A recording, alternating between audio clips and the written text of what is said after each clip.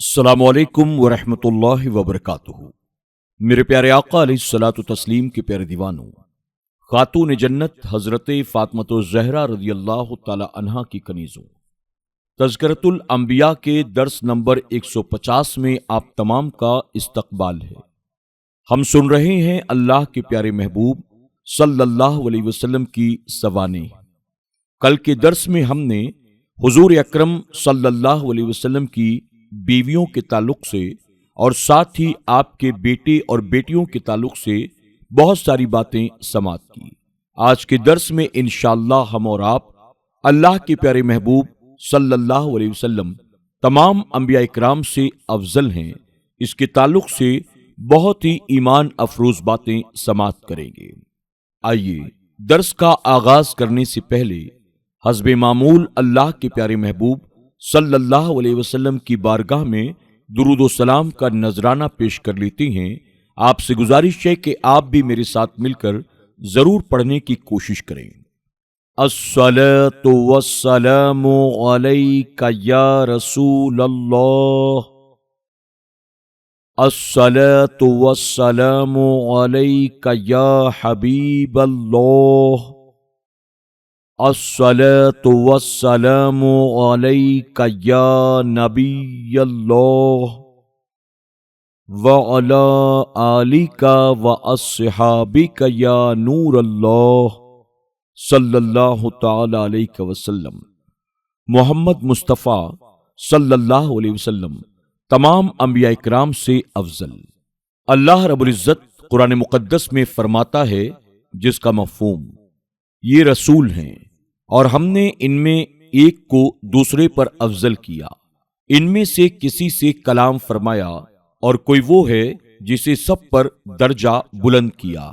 اس آیت کریمہ کی تفسیر میں علامہ رازی رحمۃ اللہ تعالی فرماتے ہیں، اس پر امت کا اجماع ہے کہ بعض انبیاء بعض پر افضل ہیں اور محمد صلی اللہ علیہ وسلم تمام انبیاء پر افضل ہیں۔ آپ کی افضلیت کئی وجہ سے ثابت ہے۔ اللہ تعالیٰ نے آپ کی شان میں فرمایا، مفہوم، اور ہم نے نہیں بھیجا آپ کو مگر سب جہانوں کے لیے رحمت بنا کر۔ جب آپ تمام جہانوں کے لیے رحمت ہیں تو یقینی طور پر آپ تمام جہانوں سے افضل بھی ہیں، یعنی آپ افضل المخلوقات ہیں۔ خدا کے بعد آپ کا ہی مقام بلند و بالا ہے، مختصر یہی بات ہے۔ رب تعالی نے فرمایا، مفہوم، اور ہم نے تمہارے لیے تمہارا ذکر بلند کیا۔ مالک الملک نے اپنے ذکر کے ساتھ نبی کریم صلی اللہ علیہ وسلم کے ذکر کو متصل کیا۔ کلمہ شہادت میں، اذان میں اور تشہد وغیرہ میں، اور باقی تمام انبیاء اکرام کا ذکر اس طرح سے نہیں، لہذا اس سے ثابت ہوا آپ افضل الانبیاء ہیں۔ اللہ تعالیٰ نے آپ کی اطاعت کو اپنی اطاعت کے ساتھ ملایا اور فرمایا، مفہوم، جس نے رسول کا حکم مانا بے شک اس نے اللہ تعالیٰ کا حکم مانا۔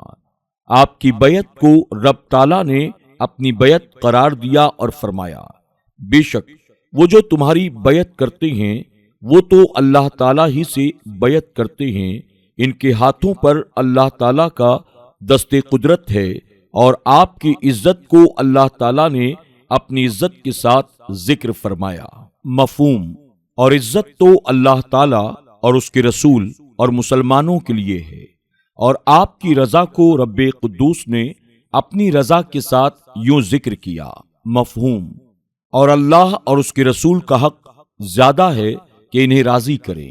آپ کے بلانے پر حاضر ہونے کو اپنے بلانے پر حاضر ہونے کے ساتھ ذکر فرمایا، مفہوم، اے ایمان والو، اللہ تعالیٰ اور اس کے رسول کے بلانے پر حاضر ہو۔ یہ عظمت صرف نبی کریم صلی اللہ علیہ وسلم ہی کو حاصل ہے، دوسرے انبیاء اکرام کو حاصل نہیں۔ اللہ تعالیٰ نے حضور اکرم صلی اللہ علیہ وسلم کو حکم دیا کہ آپ قرآن پاک کی ہر سورے سے چیلنج کریں۔ کون شخص ہے جو قرآن پاک کی سورہ جیسی کوئی سورہ بنا کر لے کر آئے؟ تو اس جیسی سورہ تو لے آؤ۔ سب سے چھوٹی سورہ کوثر ہے جس میں 3 آیتیں ہیں، تو گویا اللہ تعالیٰ نے آپ کے ذریعے ہر 3 آیتوں سے چیلنج کیا، لیکن وہ لوگ مقابلہ کرنے سے عاجز آ گئے۔ تو جب قرآن مقدس میں 6666 آیات ہیں تو ہر 3 آیتیں ایک معجزہ ہیں، تو صرف قرآن پاک ہی 2222 معجزات پر مشتمل ہے، باقی معجزات علیحدہ ہیں۔ اور جب موسیٰ علیہ السلام کو اللہ تعالیٰ نے 9 معجزات عطا کیے ہیں تو واضح ہوا کہ نبی کریم صلی اللہ علیہ وسلم کو کثیر معجزات کی وجہ سے تمام انبیاء کرام پر افضلیت حاصل ہے۔ نبی کریم صلی اللہ علیہ وسلم کا معجزہ یعنی قرآن پاک تمام انبیاء کرام کے معجزات سے افضل ہے، لہذا ہمارے رسول پاک صلی اللہ علیہ وسلم کا تمام انبیاء کرام سے افضل ہونا بھی ثابت ہے۔ چونکہ قرآن پاک کو تمام کلاموں میں اولیت حاصل ہے، جیسے آدم علیہ السلام کو تمام انسانوں پر اولیت حاصل ہے، اور یہ بھی واضح ہے کہ لباس اعلیٰ ہو تو لباس والے کو شان حاصل ہوتی ہے، تو ایسا کیوں نہ ہو کہ معجزات اعلیٰ ہو تو صاحب معجزہ بھی اعلیٰ ہوگا۔ باقی تمام انبیاء کرام کے معجزات فانی تھے۔ انبیاء کرام علیہ السلام جب دنیا سے تشریف لے گئے تو ان کے معجزات بھی ان کے ساتھ ختم ہو گئے، لیکن حضور اکرم صلی اللہ علیہ وسلم کا معجزہ قرآن پاک ہمیشہ کے لیے باقی ہے۔ یقینی بات ہے کہ باقی رہنے والی چیز اعلیٰ ہے فنا ہونے والی سے، لہذا جس کو وہ معجزات ملا جو باقی رہنے والا ہے تو اس ذات کو بھی بلند مرتبہ ماننا ضروری ہے۔ تمام انبیاء کرام کو جو کمالات انفرادی طور پر حاصل تھے وہ تمام کے تمام نبی کریم صلی اللہ علیہ وسلم کو حاصل تھے، اس لیے آپ تمام انبیاء کرام سے افضل ہیں۔ اللہ تعالیٰ نے انبیاء کرام کے احوال ذکر کرنے کے بعد فرمایا، مفہوم یہ ہیں جن کو اللہ تعالیٰ نے ہدایت کی تو تم ان کی راہ پر چلو۔ اس آیت کریمہ میں نبی کریم صلی اللہ علیہ وسلم کو پہلے انبیاء کرام کی اقتداء کا حکم دیا گیا ہے۔ اب یہ دیکھنا ہے کہ اس کا مطلب کیا ہے۔ اگر یہ کہا جائے کہ آپ کو حکم دیا گیا کہ آپ پہلے انبیاء کرام کے اصول دین میں اقتداء کریں تو یہ درست نہیں ہے، کیونکہ یہ تقلید ہے اور اصول دین میں تقلید نہیں ہے۔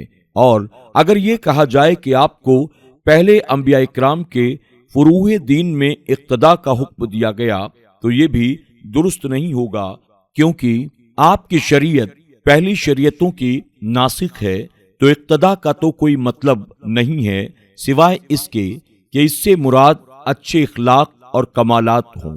گویا کہ رب تعالیٰ نے حضور اکرم صلی اللہ علیہ وسلم کو فرمایا، ہم آپ کو انبیاء کرام علیہ السلام کے احوال اور عادات پر مطلع کرتے ہیں، آپ ان کے اچھے اور حسن اخلاق و عادات کو اپنے لیے پسند فرما لیں اور ان کی ان عادات میں اقتداء کریں۔